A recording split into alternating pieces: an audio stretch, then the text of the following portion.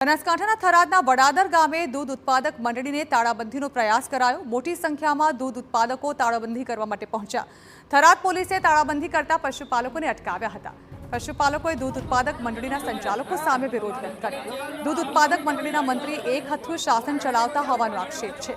મંડળના મંત્રીએ એક સપ્તાહમાં સભા ભરવાની ખાતરી આપતા મામલો થાળે પડ્યો। પશુપાલકોના આક્ષેપને મંડળના મંત્રીએ ફગાવ્યા છે। હું આ ડેરીનો મંત્રી છું વડાદર। જે તે આક્ષેપો કર્યા એ તદ્દન ખોટા છે। એમાં સાધારણ સભા કરવાનો નિર્ણય લીધેલો છે। અઠવાડિયાની અંદર સાધારણ સભા ભરાઈ જશે અને જે તે ગામ લોકોને હિસાબ જોતો હશે એ આપવા હું તૈયાર છું। ગામ લોકોની શું માંગો હતી? ગામ લોકો કમિટીની માંગ કરે છે, પણ ગઈ સાલમાં કમિટીની વરણી થયેલી છે। અગાઉ કમિટી ગામ લોકોને હાગે રાખવી કે ન રાખવી એ ગામ ઉપર નિર્ભર રહેશે।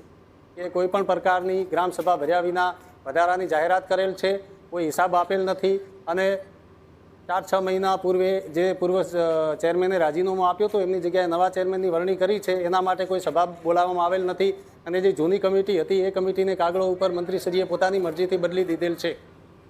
તો મંડળના મંત્રીએ એક સપ્તાહમાં જ સભા ભરવાની ખાતરી આપી છે। તેમણે મંડળીમાં એક હથ્થું શાસન હોવાના આક્ષેપને ફગાવ્યા છે। આજ દિન સુધી એક જ મંત્રી છે, એના કોણ સભ્યો છે કે કોણ ચેરમેનો છે એની કોઈ બાબતની મને ખબર નથી। કોઈ બી સહકારી માળખું એક સરકારી માળખું હોય તો એનું રૂલ્સ હોય। સરકારી માળખામાં 5 વર્ષે સભ્યોની બદલી આટલા બદલી થતી હોય, સહકારી માળખામાં 3 વર્ષની થતી હોય। તો આની અંદર ક્યારે સહકારી માળખું ક્યારે મિટિંગ બેસે છે, કયા પદાધિકારીઓને કે અધિકારીઓની નિમણૂક થાય છે એ અમને કોઈ પણ પ્રકારની જાણ કરવામાં આવતી નથી।